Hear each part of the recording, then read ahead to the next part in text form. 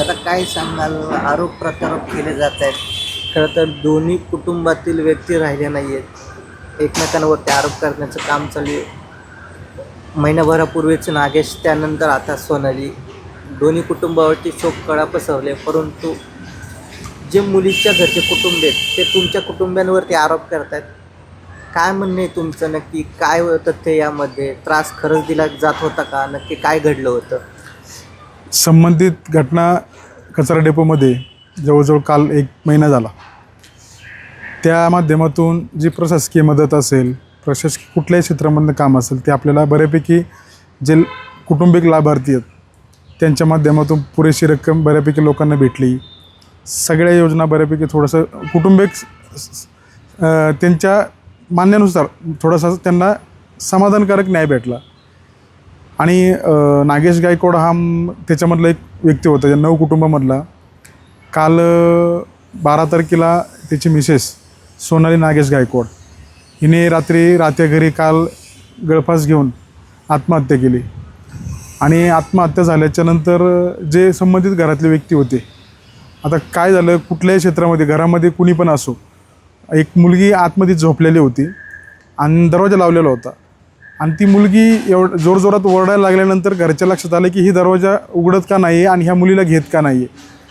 तिचा दीर आहे स्वप्नील सर्जेराव गायकवाड, यांनी काय केलं, खिडकी असं खालून वाकून बघितलं तर ती मुलगी रडती आहे आणि सोनाली तिथं नाही आहे. मग त्यांनी दरवाजा तोडायचा प्रयत्न केला. तोडल्याच्या नंतर मुलगी काढली बाहेर, पण सोनाली बेडवरती नव्हती. मग हा म्हणला की दरवाजा तर लावला आणि सोनाली बेडवर नाही. गेलं तर एक साईड कोपऱ्याला तिने गळफास घेतलेला होता. गळफास घेतल्याच्यानंतर काही जे वयस्कर लोक होते त्यांचं म्हणणं असं होतं की खाली पाय टेकलेले, जिवंत असू शकते मुलगी, पटकन उचला दिला. त्यांनी इमिडिएटली मुलीला उचललं, जे काय असेल ते प्रोसेस काढली, तिला पटकन दवाखान्यात नेलं. सायनाथला घेतलं. त्यांनी नाही, सायनाथवाले म्हणले की तुम्ही वायशमला जाऊ द्या. वायशमला घेऊन गेले.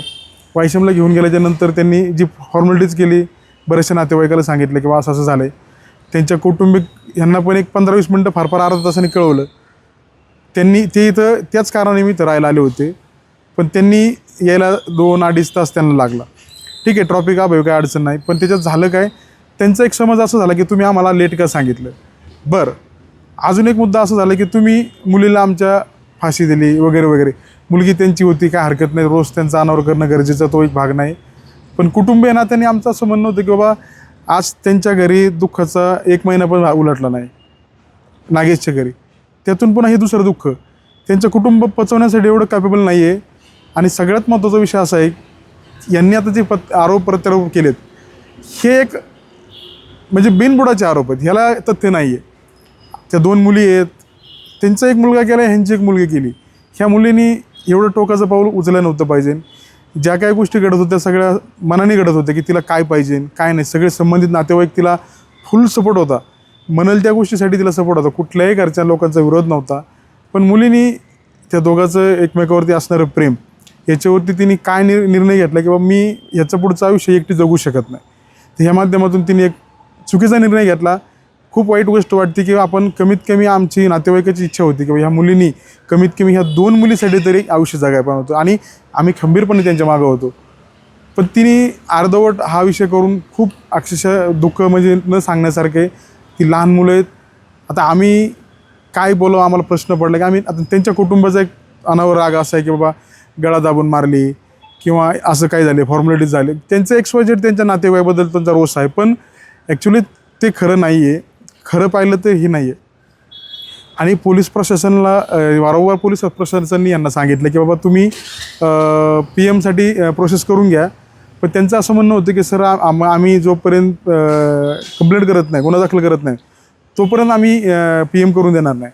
पोलीस प्रशासनाचं असं म्हणणं होतं की तुम्ही गुन्हा दाखल तुम्ही करण्याबद्दल दुमत नाही, पण तुम्ही कुठल्या बेसवरती करा की जेणेकरून ते PM झाल्याच्यानंतर कळेल की कोण आरोपी होते. मग आम्ही त्याच्यावरती फॉर्मॅलिटीज करतो ना, तुम्ही जरी नाही केलं तरी आम्हाला करावंच लागतं.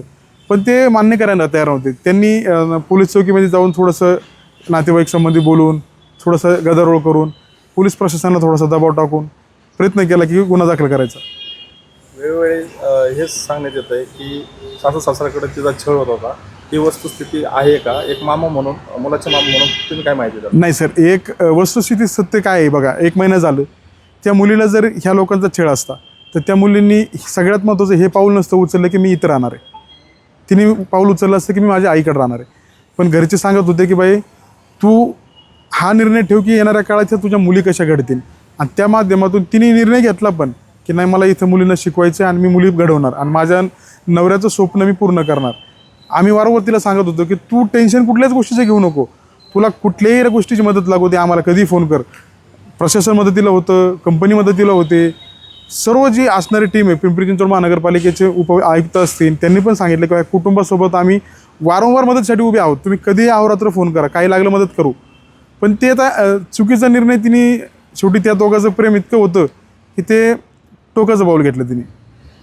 आता येणाऱ्या काळात तुम्ही वेळोवेळी त्यांना मदत होईल या अनुषंगाने प्रशासनाची तुम्ही तरतूद करत होता, प्रशासनाशी भांडून तुम्हाला आर्थिक व्यवहार त्यांच्यापर्यंत तुम्ही पोच केलेत. इथून पुढचा कसा व्यवहार राहणार आहे दोन कुटुंबामधला एक मामा म्हणून काय सांगाल?